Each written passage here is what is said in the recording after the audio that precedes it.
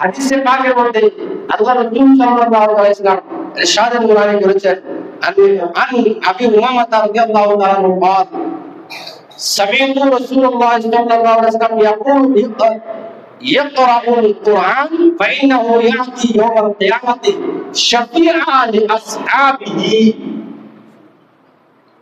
হযরত উমামা রাদিয়াল্লাহু তাআলা বলেন, আমি শুনেছি আল্লাহ মুহাম্মদ সাল্লাল্লাহু আলাইহি ওয়াসাল্লাম ইরশাদে নুরানি করেছেন, তোমরা ইকরাউল কুরআন, তোমরা কোরআন মাজিদ তেলাওয়াত করো, ফাইন্নাহু, কেননা ইয়াতি ইয়াউমাল কিয়ামতে, ওই কিয়ামতের ময়দানে কুরআনটা আসবে শাফিআন লিআসহাবিহি,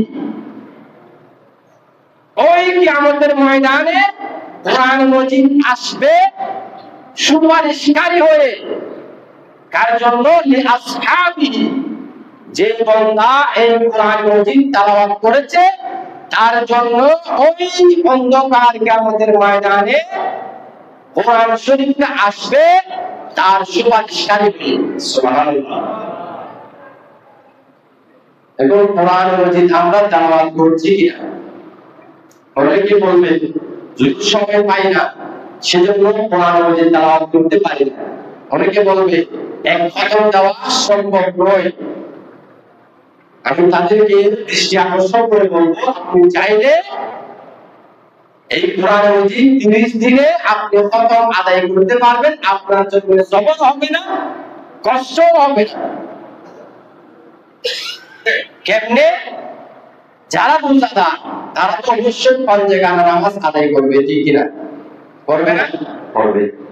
আপনি যদি এই পাঁচওয়াক্ত নামাজ 5 ওয়াক্ত আদায় করেন, তাহলে আপনি যদি 2 পেজ করে 1 ওয়াক্তের জন্য 2 পেজ, 2 পৃষ্ঠা, 2 পাতা, আপনি যদি 1 ওয়াক্তে 2 পাতা কোরআন শরীফ পড়েন, তাহলে 5 ওয়াক্তের মধ্যে 10 পাতা হয়ে যায়।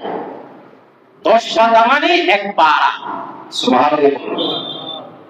আপনি ফজরের নামাজ আদায় করেছেন, ফজরের নামাজের পর আপনি 2 পাতা কোরআন শরীফ পড়েন, তার মানে 4 পেজ, 4 পৃষ্ঠা, 2 পাতা, 4 পৃষ্ঠা আপনি যদি কোরআন শরীফ আদায় করেন, তাহলে আপনি 5 ওয়াক্তের মধ্যে 1 পারা হয়ে যাবে।